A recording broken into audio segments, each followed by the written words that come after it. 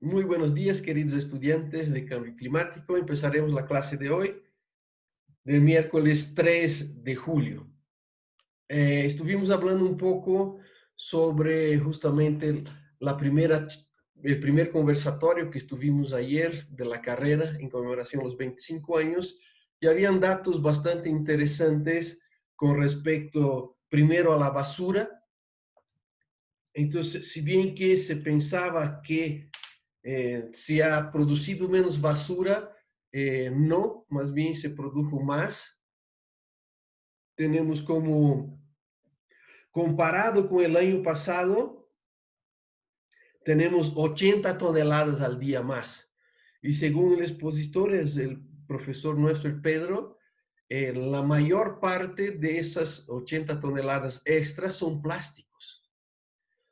Claro, bueno, mascarillas, etcétera, etcétera, pero como ahora estamos utilizando mucho más plástico para envolver todo y eso por las medidas de seguridad, estamos produciendo más plástico. Otra cosa interesante fue que la contaminación atmosférica, según los datos de la red Mónica, que conocen ustedes, que monitorea eh, los sólidos que están en suspensión en la atmósfera. Entonces, ahí es interesante porque en la zona sur se redujo el 70% de las emisiones y en la zona norte el 82%. Básicamente, ¿de qué es eso? El parque automotriz y las industrias. Entonces es bonito porque nos da una esperanza de que se puede hacer diferente, ¿no? Con una cosa, esa fue obligatoria, pero si nos ponemos serios hacia el escenario de contaminación, podríamos realmente reducir bastante. Eh, y después, gran parte de la reducción de las partículas en suspensión es de óxido nitroso.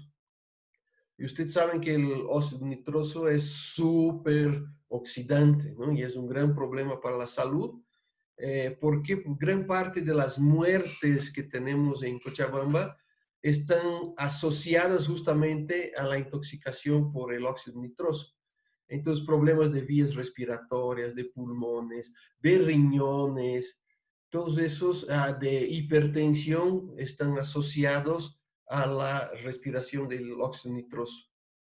Y una cosa que nos dijo ayer el doctor Luján es que, bueno, dice, bueno, por ahora estamos con 30 muertes con COVID y generalmente en Cochabamba hay más de 160 muertes relacionadas con la contaminación atmosférica. Después, ¿qué más? Lo de Río Rocha también. Entonces es impresionante en cuanto a la transparencia, ¿no? Del agua más clarita, de menos sólidos en suspensión. Es impresionante cómo cambió la transparencia del agua y principalmente los oxígenos del DBO, el oxígeno disuelto. Ahí no ha habido grandes, exceptuando esa ventanita que hemos tenido el agua mucho más transparente, entonces no hay muchos cambios tan significativos porque realmente gran parte de la población siguió utilizando y el agua siguió vertiéndose. Efectivamente hay menos vertido de la industria, por eso también que cambió la transparencia del agua. Entonces, un poco para los que no pudieron estar ayer, hoy día sería interesante que estén, porque hoy es el día de ustedes. Sus colegas van a hablar de sus experiencias, sus expectativas de por qué están en ambiental. Entonces, con ese resumen, volvemos a nuestra clase. Nosotros habíamos quedado al final del diagnóstico y solo para fijar de nuevo los conceptos, entonces el diagnóstico, acuérdense que era todas las variables biofísicas y socioeconómicas, además del análisis de vulnerabilidad, donde ha incluido mucho de la percepción local. Entonces, esa ya es, como les decía, como lo del IPCC, ya está desde del 92, de 1992, entonces está muy desarrollado todo eso de los análisis vulnerabilidad, exposición, sensibilidad. Hay muchos métodos, las herramientas están dadas. Entonces, es básicamente lo que se utiliza a nivel internacional cuando uno hace un plan. Y como les decía en la anterior clase, la vulnerabilidad nada más es que la exposición más la sensibilidad menos la capacidad adaptativa. Entonces, eso es, digamos, positivo y eso, dependiendo, puede ser negativo, o sea, cuán expuestos estamos, o sea, cuánto está variando, cuánto somos sensibles a esa variación y cuánto podemos adaptarnos. Esa ecuación nos da la vulnerabilidad.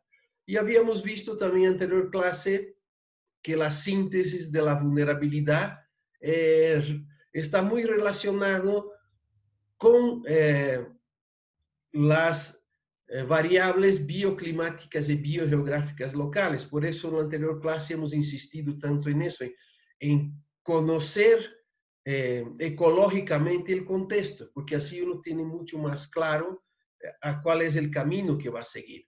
Entonces vemos que ya habíamos visto la clase pasada, principales problemas de vulnerabilidad en realidad están casi todos encadenados, suelos y bofedales.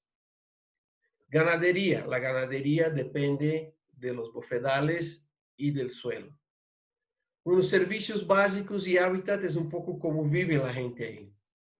Volvemos gestión de agua y bofedales, nuevamente relacionado con el bioclima xérico, con la gran cantidad de bofedales y con la potencialidad local que es ganadería. Como tenemos esas limitaciones, obviamente vamos a tener problemas en la diversificación de las actividades productivas. Entonces aquí un poco hablábamos también en la anterior clase, si bien que aquí dice que la economía es poco diversificada, sí, la economía formal es poco diversificada, pero acuérdense que está toda la economía formal. Somos el país del mundo con mayor economía informal, lo que trae ventajas y desventajas. Una ventaja es que como somos tan informales, todos los movimientos a nivel de mercados bursátiles a nivel internacional no nos afecta mucho. ¿Por qué? Porque nosotros no estamos dentro de este juego económico internacional, sino que nosotros estamos completamente en la informalidad. ¿Cuál es la gran desventaja? Que no tenemos empleos dignos, digamos, son muy raros las personas que tienen un trabajo con horario, que les pagan, que tienen vacaciones, que tienen jubilación, etcétera, que tienen seguro médico. Entonces, ese es un gran problema. Por otro lado, al ser una economía formal, obviamente no hay aporte al Estado. Entonces, o sea, no pagan impuestos, etcétera, etcétera. Entonces, es una gran cantidad de capital que no entra al Estado para hacer gestión. Entonces, esos son los pros y contras. Entonces, acuérdense, como somos un país que, a menos que yo tenía mucha esperanza en esos 10 años de proceso de cambio, que pudiéramos haber tenido realmente una industrialización del país, donde la industria nacional cobrara fuerza. Infelizmente no pasó, pero siempre nosotros tenemos esa capacidad de adaptación. Eso sí es una gran capacidad de adaptación que tenemos los bolivianos frente a la informalidad. Entonces siempre damos una manera, un poco, se ha visto también ahora en la cuarentena, no sé si se dieron cuenta ustedes, sí, si bien que no teníamos todo disponible, pero tampoco hemos tenido una escasez tan grave. O sea, tenemos siempre esos mecanismos a nivel micro de familias, de compadrazgos, de contactos, etcétera, etcétera, que nos permite siempre sobrellevar ese tipo de situaciones. Entonces, sí, ya viendo eso, solo recapitulando cómo hemos llegado a esa síntesis, porque si no tenemos una cabal idea de dónde estamos viniendo y cuán vulnerables somos, muy difícil vamos a poner a hacer cualquier tipo de plan. Entonces, ahora sí, ya pasamos el diagnóstico, hemos visto, no hemos entrado en detalles del diagnóstico. con decir biofísico y socioeconómico, ya sabemos que es todo. Hola, Fernanda. Y es que está en Monte Grande. Entonces, ahora sí pasaremos a lo que es el plan de acción como tal. Ustedes van a ver que es una cosa bastante sencilla, bueno, lo difícil es de ejecutarlo, pero en cuanto a la elaboración como tal, no es tan difícil. Bueno, sí, hay que cranear bien, hay que tener muy clara toda el contexto, el diagnóstico que hemos hecho para poder entrar al plan de acción. Entonces, hemos visto en la anterior clase esos criterios de orientación, hemos visto que obviamente cualquier plan que queremos hacer, cualquier actividad, depende mucho de la gente local. Entonces, hay gente que vamos a crear una expectativa y un interés que va a participar, hay otros que son espontáneos, que están, y todo depende mucho siempre del contexto. Entonces puede aparecer una cosa, como les decía, como ahora, que fue muy excepcional, como la cuarentena, o el año pasado, cuando hemos paralizado el país. Entonces cualquier proceso de desarrollo depende mucho de quién está involucrado. Es como todo en la vida. Si hay gente que se pone la camiseta, como decimos nosotros, es mucho más fácil, pero siempre depende, como les decía, de ese contexto. Por ejemplo, nos tocó trabajar con un gobierno municipal, por ejemplo, donde el alcalde, el consejo están súper entusiasmados, se ponen las pilas con nosotros, hacemos el plan, saca la resolución y vienen nuevas elecciones y cambia el alcalde y todo el consejo municipal. Entonces, ahí puede ser que el nuevo alcalde y el nuevo consejo, como no participó, no está enterado, no sea de su importancia. Entonces, por ahí hemos estado 4 años trabajando con la alcaldía, cambia las autoridades y como que hay que comenzar a trabajar de nuevo. Entonces, eso tiene que uno tener muy presente. Igual, pues no existe ninguna metodología de planificación que garantice que los cambios van a ser dados. Principalmente, como hemos visto, cuando uno pone objetivos así muy osados, muy poco acotados, como mejorar las condiciones de vida de la población rural. Uy, ¿qué será eso? ¿Cómo voy a medir? Muchos de ustedes están en indicadores también, entonces ya están familiarizados con esto. Obviamente, si queremos que funcione, tiene que ser participativo. También les hablé en la anterior clase, hemos tenido muchos procesos de planificación, de planes de uso de suelo, de plan de desarrollo municipal, de plan municipal de ordenamiento territorial. Ahora los planes territoriales de desarrollo integral, los PTDIs, todo eso antes, como se hacía, bueno, y ahora se hace mucho de eso, es igual que el plan de gestión del parque también, no ha sido hecho por las comunidades, sino que es en ese caso era una ONG que se adjudicó el proyecto con fondos de afuera para realizarlo.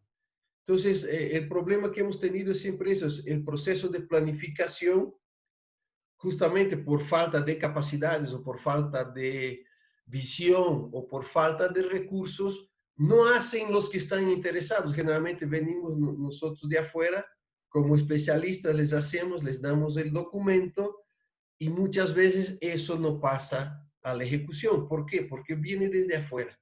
Entonces, desde un principio hay que garantizar que haya la presencia y participación de todos, pero eso tampoco, como hemos visto antes, no garantiza que tenga suceso después. Siempre, y principalmente aquí en nuestro contexto de Bolivia, es muy dinámico, ¿no? Por eso la planificación a largo plazo casi no se hace ni a medio. Bueno, planificación a largo plazo para el gobierno de Bolivia es 4 años, imagínense ustedes. Cuando una planificación a largo plazo debería ser a 20 años, o 25 por lo menos, toda una generación. Entonces, ¿qué hicieron? Obviamente, las comunidades, hemos visto el contexto del Parque Nacional Sajama, hemos visto que hay una sobreposición de derechos, Entonces, obviamente, están las comunidades que están ahí adentro mismo. Hay un comité de gestión del parque que son locales, pero que trabajan directamente con la dirección del CERNAP, el Servicio Nacional de Áreas Protegidas. Está el municipio de Curahuara de Carangas y está la gobernación de Oruro. Entonces, todo eso, toda esa gente para que participe, para que podamos elaborar un plan donde están todos. Vean ustedes, es bastante complejo porque vamos a ver muchas demandas muy locales de las comunidades, pero hay visiones que son nacionales como del CERNAP o departamentales como la gobernación. Entonces, hay muchos intereses a niveles jerárquicos y a niveles espaciales diferentes.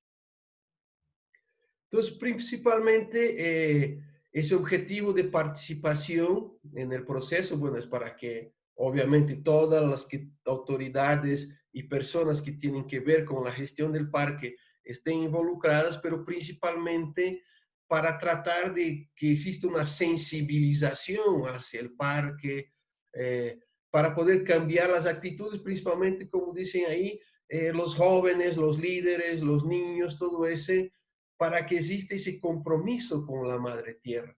Hemos visto tristemente cómo en todas las partes rurales del país se está perdiendo esa conexión hacia la naturaleza, la madre tierra, como queramos llamar, Gaia. ¿Por qué? Porque el sistema global nos vende otros valores, entonces la gente va perdiendo eso. Una cosa que les decía, uno va al campo en el altiplano, por ejemplo, donde es muy frío, y uno ve que la gente cambia sus techos de paja por techos de calamina. ¿Por qué? Porque es un estatus. Es un valor, entre comillas, ahora de la globalización. Quiere decir que tú tienes plata para cambiar tu techo. No importa que ahora vas a tener mucho más frío, pero se ve, brilla más. Sabemos que nosotros los andinos, bueno, en realidad los humanos nos gusta mucho lo que brilla, por eso nos gusta el oro, y hay todo un análisis antropológico muy profundo que dicen que ese del brillo tiene mucho que ver con el reflejo del agua. El agua, saben ustedes, siempre ha sido un recurso, bueno, sigue siendo un recurso fundamental, y en nuestras épocas primigenias, entonces cuando veíamos esos destellos del brillo del agua con el sol, entonces para nosotros era una buena señal, bueno, podríamos vivir, teníamos agua, y eso después se pasó a las alhajas que utilizamos ahora. Bueno, tanto es, acuérdense, cuando vinieron los conquistadores desde Europa, nos conquistaban con alhajas de espejitos, cosas que nosotros no teníamos y que dábamos, que tenía un valor social para nosotros, eh, que viene de esas actitudes muy antiguas. Entonces, sabemos que estamos cambiando, o sea, todo eso del conocimiento tradicional, esa relación íntima que teníamos con la naturaleza, gracias al modelo imperante está cambiando. ¿Por qué? Porque se venden otros valores. Metodología de trabajo, vaya novedad, talleres. Como les digo, nosotros tenemos, bueno, un chiste entre los que siempre estamos en eso, que cuando yo veo a amigos así en talleres y digo, ¿cómo estás, coche viejo? Y dice, ¿por qué coche viejo? Ah, solo nos vemos de taller en taller. Así es, infelizmente, la metodología de trabajo más utilizada. ¿Por qué? Porque es la más fácil, ¿no?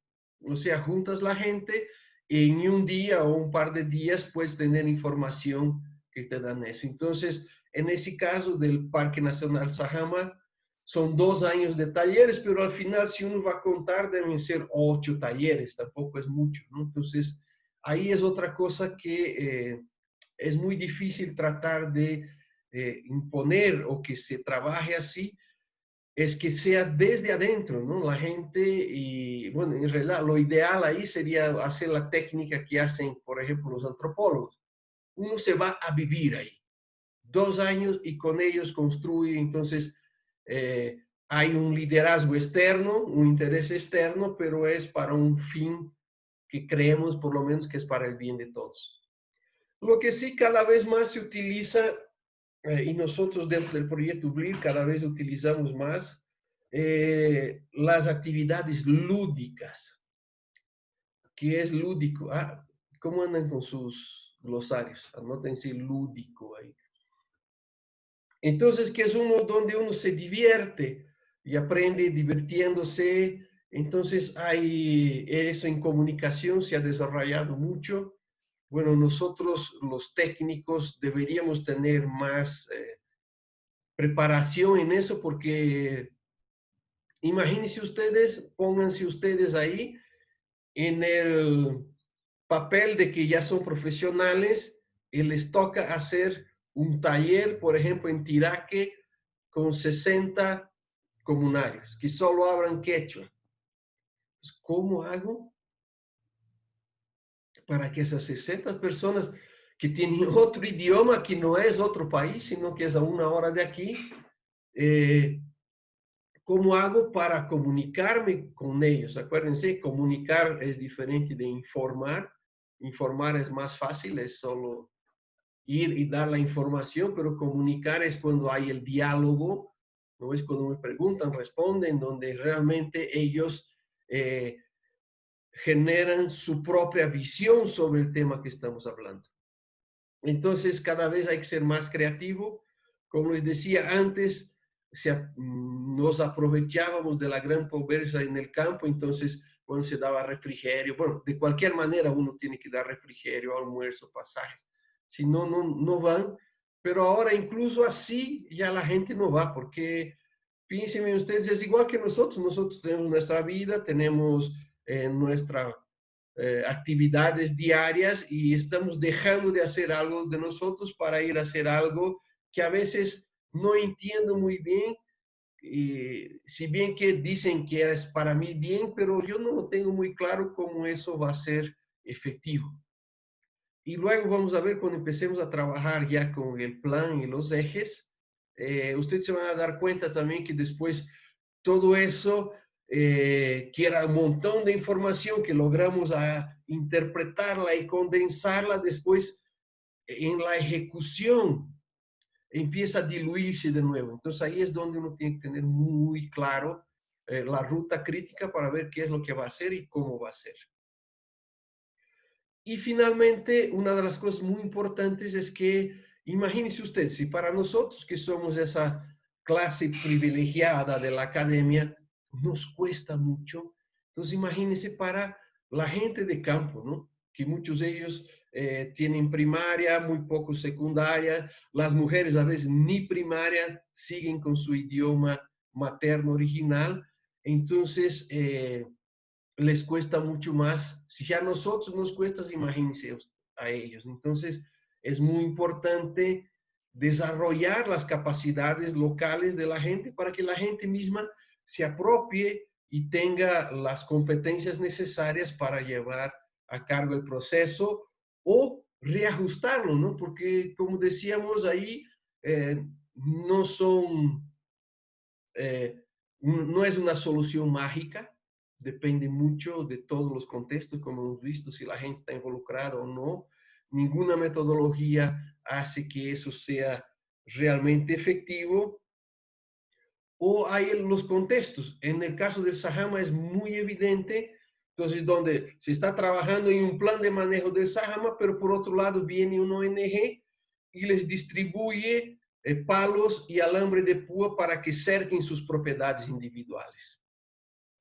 Estamos tratando de recuperar los conocimientos, el manejo comunitario del territorio, el sentido del ayllo, y viene otros porque consiguieron plata con un proyectito que tienen que ejecutar y vienen y distribuyen todo. Entonces, mientras nosotros tratando de trabajar en el retomar el conocimiento ancestral de la gestión del territorio, vienen y les regalan y todos se ponen a hacer sus cercos.